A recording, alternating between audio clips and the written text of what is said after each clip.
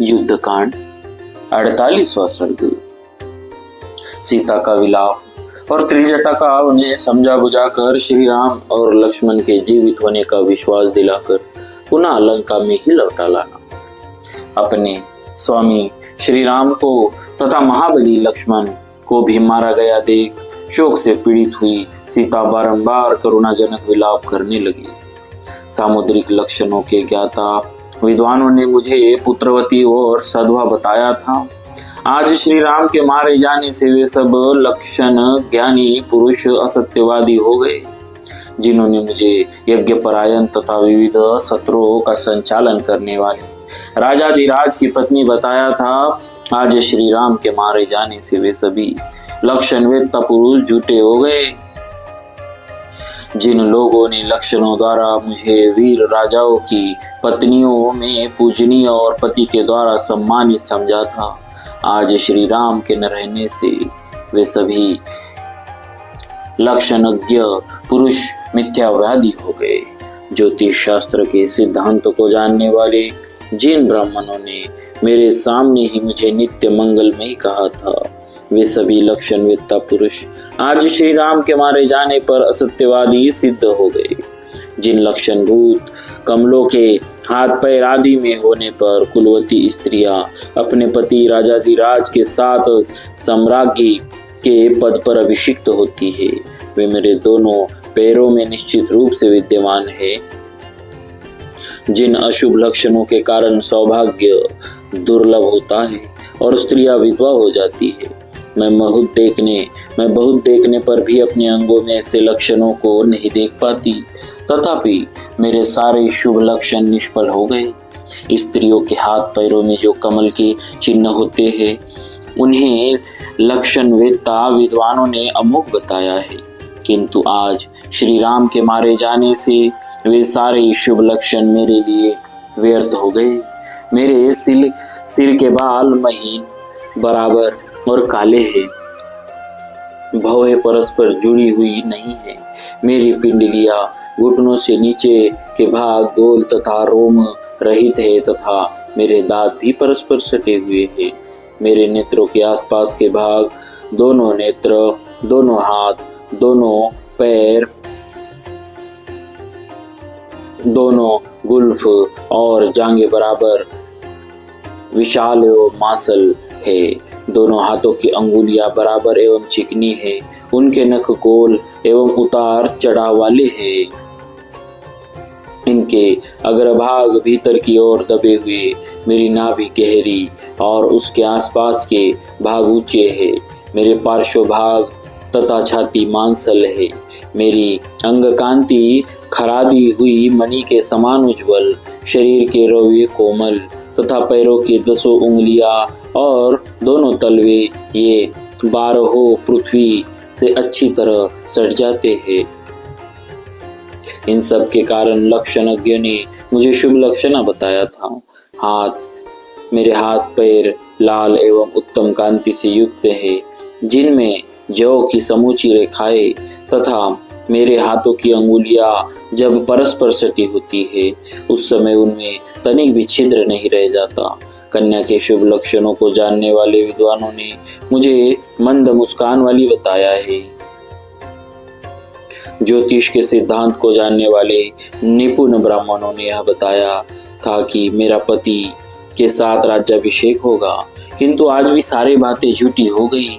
इन दोनों भाइयों ने मेरे लिए जनस्थान को छान डाला तथा मेरा समाचार पाकर अक्षोभ्य समुद्र को पार किया, किंतु हाय, इतना सब कर लेने के बाद थोड़ी सी राक्षस सेना के द्वारा जिसे हराना इनके लिए गोपद को लांघने के समान था, वे दोनों मारे गए।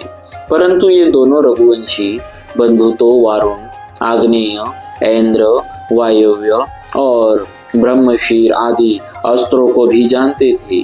मरने से पहले इन्होंने उन अस्त्रों का प्रयोग क्यों नहीं किया? मुझ अनाथ था कि रक्षक श्री राम और लक्ष्मण इंद्र तुल्य पराक्रमी थे, किंतु इंद्रजीत ने स्वयं माया से अदृश्य रहकर ही इन्हें रणभूमि में मार डाला है। अन्यथा युद्ध स्थल में इन श्री रघुनाथ जी के दृष्टिपथ में आकर कोई भी शत्रु, वह मन के समान वेगशाली क्यों न हो, जीवित नहीं लौट सकता था। परंतु काल के लिए कुछ भी अधिक बोझ नहीं है, वह सब कुछ कर सकता है। उसके लिए दैव को भी जीतना विशेष कठिन नहीं है। इस काल के ही वश में पड़कर आज श्री राम अपने भाई के साथ मारे जाकर युद्ध भूमि में सो रहे हैं। मैं श्री राम, महारथी लक्ष्मण और अपनी माता के लिए भी उतना शोक नहीं करती हूँ जितना अपनी तपस्विनी सासू जी के लिए कर रही हूँ।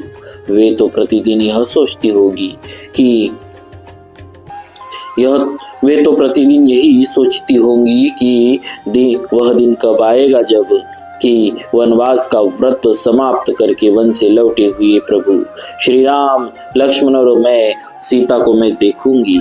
इस प्रकार विलाप करती हुई सीता से राक्षसी त्रिजटा ने कहा, देवी विषाद न करो, तुम्हारे पतिदेव जीवित है।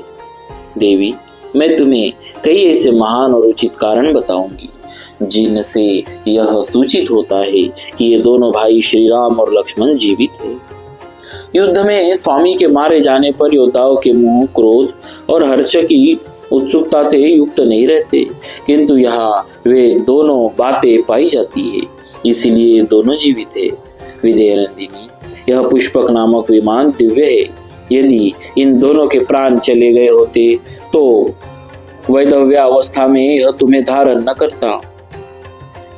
इसके सिवा जब प्रधान वीर मारा जाता है तब उसकी सेना उत्साह और उद्योग से हीन हो युद्ध स्थल में उसी तरह मारी मारी फिरती है जैसे कर्णधार के नष्ट हो जाने पर नौका जल में ही बहती रहती है। परंतु तपस्विनी, इस सेना में किसी प्रकार की घबराहट या उद्वेग नहीं है। यह इन दोनों राजकुमारों की रक्षा कर रही है। इस प्रकार मैंने प्रेम पूर्वक तुम्हें यह बताया है कि ये दोनों भाई जीवित है। इसीलिए अब तुम इन भावी सुख की सूचना देने वाले अनुमानों हेतुओं से निश्चिंत हो जाओ। विश्वास करो कि ये जीवित है। तुम इन दोनों रघुवंशी राजकुमारों को इसी रूप में देखो कि ये मारे नहीं गए हैं। यह बात मैं तुमसे स्नेहवश कह रही हूँ। मिथिलेश कुमारी, तुम्हारा शील स्वभाव तुम्हारे निर्मल चरित्र के कारण बड़ा सुखदायक जान पड़ता है, इसीलिए तुम मेरे मन में घर कर गई हो। अतएव मैंने तुमसे न तो पहले कभी झूठ कहा है और न आगे ही कहूंगी। इन दोनों वीरों को रणभूमि में इंद्र सहित संपूर्ण देवता और असुर भी नहीं जीत सकते। वैसा लक्षण देखकर ही मैंने तुमसे ये बात कही है। मिथिलेश कुमारी, यह महान आश्चर्य की बात तो देखो। बाणों के लगने से अचेत होकर पड़े हैं तो भी लक्ष्मी शरीर की सहज कांति का त्याग नहीं कर रही। जिनके प्राण निकल जाते हैं अथवा जिनकी आयु समाप्त हो जाती है, उनके मुखों पर यदि दृष्टिपात किया जाए तो प्रायः वहां बड़ी विकृति दिखाई देती है। इन दोनों मुखों की शोभा जो की त्यों बनी हुई है, इसलिए ये जीवित है। जनक किशोरी, तुम श्री राम और लक्ष्मण के लिए शोक, दुख और मोह त्याग दो। ये अब मर नहीं सकते। त्रिजटा की यह बात सुनकर देव कन्या के समान सुंदरी मिथिलेश कुमारी सीता ने हाथ जोड़कर उससे कहा, बहन ऐसा ही हो। फिर मन के समान वेग वाले पुष्पक विमान को लौटाकर त्रिजटा दुखिनी सीता को लंकापुरी में ही ले आई। तत्पश्चात त्रिजटा के साथ विमान से उतरने पर राक्षसियों ने उन्हें पुनः अशोक वाटिका में ही पहुंचा दिया। बहुसंख्यक वृक्ष समूह से सुशोभित राक्षस राज की उस विहार भूमि में पहुंचकर सीता ने उसे देखा और उन दोनों राजकुमारों का चिंतन करके वे महान शोक में डूब गई। इस प्रकार श्री वाल्मीकि निर्मित आर्ष रामायण आदि काव्य के युद्ध कांड में 48वां सर्ग पूरा हुआ। बोलिए श्री सीताराम जी महाराज की जय। भक्तवत्सल भगवान की जय।